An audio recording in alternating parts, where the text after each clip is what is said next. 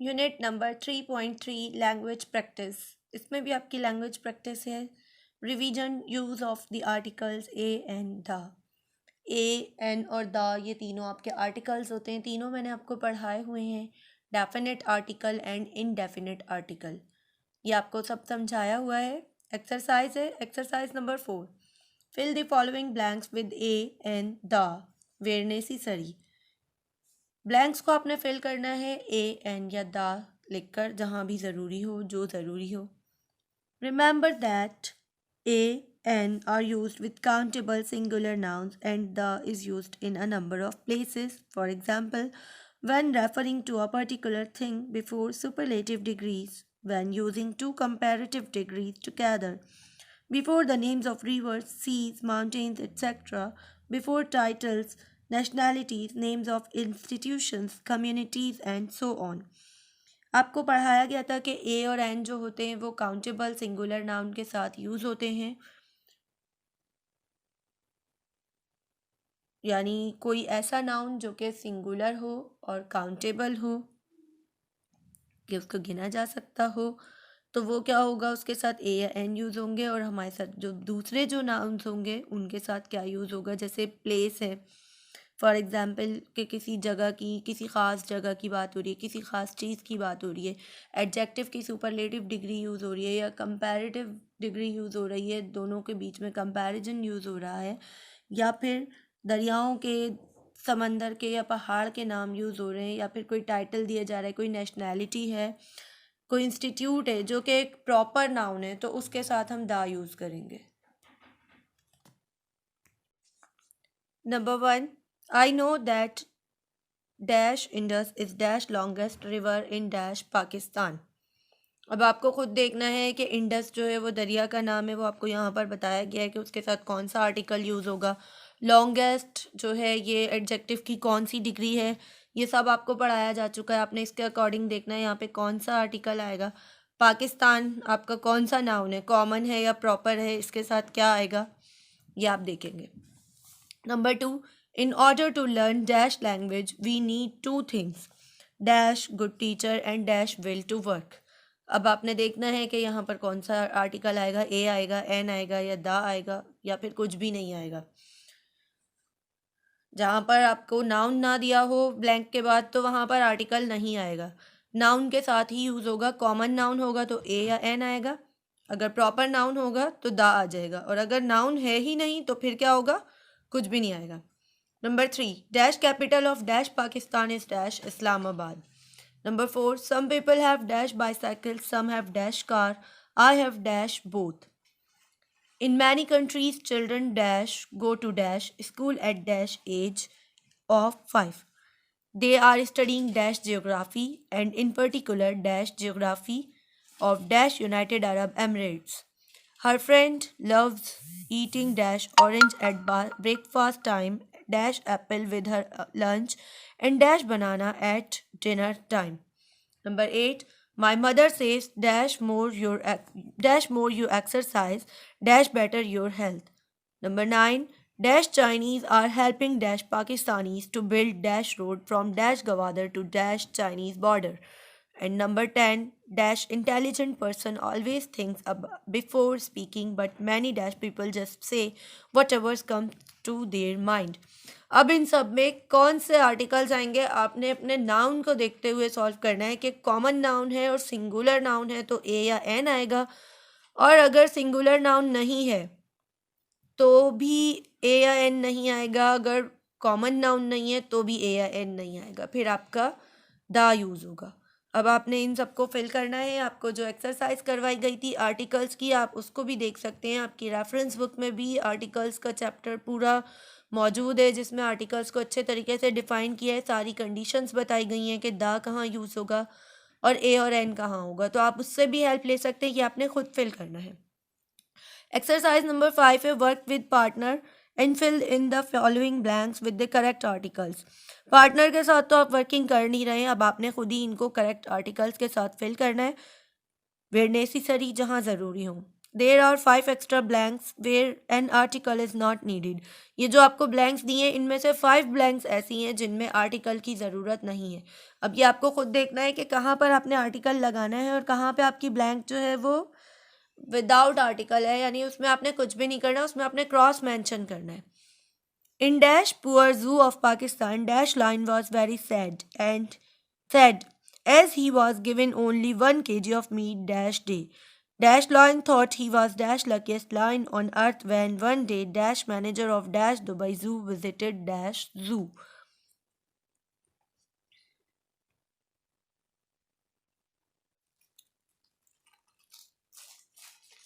Where dash lion was and requested dash zoo management to shift dash lion to dash Dubai Zoo.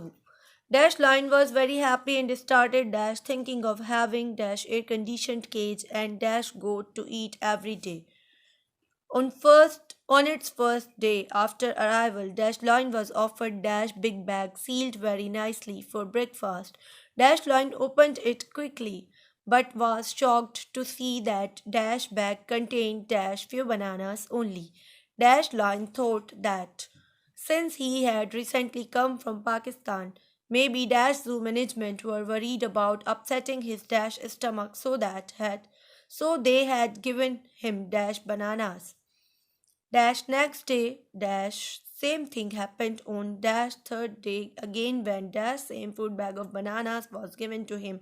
Dash Lion stopped Dash delivery boy and shouted at him, "Don't you know I am Dash Lion, Dash King of Dash Jungle? What's wrong with Dash management of this zoo? What Dash nonsense is this? What are you? Why are you delivering bananas to me?" Dash delivery boy politely said, "Sir, I know you are Dash King of Dash Jungle, but you have been brought here on Dash Monkey's visa. Dash moral of Dash story is better to be Lion in your own Dash country than Dash Monkey elsewhere." आपने इन सब में देखना है कहाँ पे दा use होना है, कहाँ ए कहाँ एन, ये सब आपको पहले से पढ़ाया जा चुका है। बस आपने ये देखना है कि इन सारी ब्लैंक्स में 5 ब्लैंक्स ऐसी हैं जिनमें कोई भी आर्टिकल नहीं आएगा, जिसमें आर्टिकल की ज़रूरत नहीं है। तो वो आपने कैसे, आपको पता चलेगा कि अगर वहाँ कॉमन नाउन भी नहीं है, प्रॉपर नाउन भी नहीं है, सिंगुलर नाउन नहीं है, तो इट मीन्स कि वहाँ पे आर्टिकल यूज़ नहीं होगा। जहाँ कॉमन नाउन होगा और वो सिंगुलर नाउन भी होगा, यानी कि कॉमन नाउन यूज़ हो रहा है और सिंगुलर यूज़ हो रहा है, तो आपने ए या एन यूज़ करना है। लेकिन अगर वो कॉमन नाउन है लेकिन प्लूरल है तो ए या एन नहीं आएगा। और दा आता है प्रॉपर नाउन के साथ, वो कॉमन नाउन के साथ नहीं आता। तो इट मीन्स कि अगर कॉमन नाउन होगा लेकिन सिंगुलर नहीं होगा तो भी आपने आर्टिकल नहीं लगाना है, और अगर कॉमन या प्रॉपर नाउन नहीं है तो भी आपने आर्टिकल नहीं लगाना है। 5 ब्लैंक्स ऐसी आएंगी जिनमें आर्टिकल नहीं आएगा, बाकी सब में ए एन या दा से आप लोग सारी ब्लैंक्स को फिल करेंगे। और अगर कोई कन्फ्यूजन होगी तो जो आपको आर्टिकल्स पढ़ाए गए थे उनको आप अच्छे तरीके से देख सकते हैं। इस एक्सरसाइज में भी एक्सरसाइज 4 में आपको मेंशन कर दी गई हैं चीज़ें, उसको भी देख के आपको हेल्प मिल जाएगी, देन आप इसको इजीली सॉल्व कर सकते हैं। यह आपने अपनी बुक में ही सॉल्व करना है, इसको नोटबुक में नहीं करना है। Assalamu alaikum all students. Today we will read about the informal emails, that how to write the informal email. What is the method to write that email? Informal emails. Informal emails are written to family, friends and colleagues. Colleagues कौन होते हैं? People with whom we work. वो लोग जो हमारे साथ काम करते हैं। फ्रेंड्स हमारे दोस्त, फैमिली हमारा जो ख़ानदान का सर्कल होता है वो, इन सबको जो भी ईमेल्स लिखी जाती हैं इनफॉर्मल होती हैं, यानी इनफॉर्मल ईमेल्स इन लोगों को लिखी जाती हैं। Emails are different from letters. Email जो होती है वो लेटर से अलग होती है, मुख्तलिफ होती है।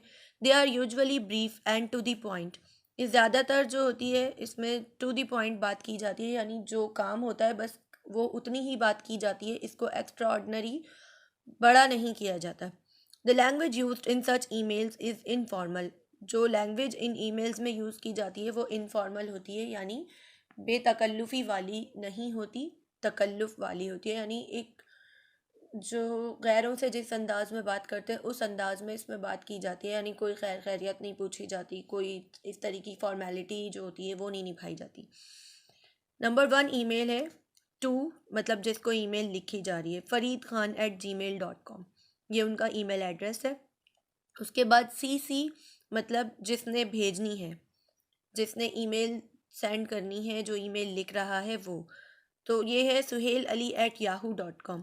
सब्जेक्ट है मतलब जो हमें जिस वजह से ईमेल लिखनी है वो हमने शो किया, यानी sports day practice, sports day की प्रैक्टिस के लिए ये ईमेल लिखी गई है। अस्सलामु अलैकुम, please let me know whether you will be going to school next Saturday for the sports day practice. Please मुझे बताएं कि आप अगले हफ्ते को कौन से स्कूल जा रहे हैं स्पोर्ट्स डे की प्रैक्टिस के लिए। इफ़ यू आर गोइंग, अगर आप जा रहे हैं, we can plan to go together, तो हम एक साथ जाने का प्लान कर सकते हैं। Otherwise I will have to ask my brother to go with me, वरना फिर मैं अपने भाई से बोलूँगा कि वो मेरे साथ चले। इकबाल, ये उन्होंने अपना नाम एंड में दे दिया बस, इकबाल उनका नेम है, उनकी आईडी जो है वो इस नेम से है, लेकिन उनका नाम जो है वो इकबाल है। अब हमारी सेकंड ईमेल है टू adil88@ukmail.com, ये उनका ईमेल एड्रेस है जिनको सेंड की जा रही है। इसमें भेजने वाले ने अपनी कोई ईमेल आईडी नहीं लिखी है। सब्जेक्ट है मैथ्स होमवर्क, मैथ्स का होमवर्क। डियर आदिल, वो अपने दोस्त से बात कर रहा है, फ्रेंड को उसने कहा, dear Adil, I have some difficulty in solving some of the maths problems that our teacher gave us as holiday homework. Dear Adil, मुझे कुछ मुश्किल हो रही है मैथ की प्रॉब्लम सॉल्व करने में, जो कि टीचर ने हमें कल छुट्टी के लिए जो होमवर्क दिया है उसमें दी है।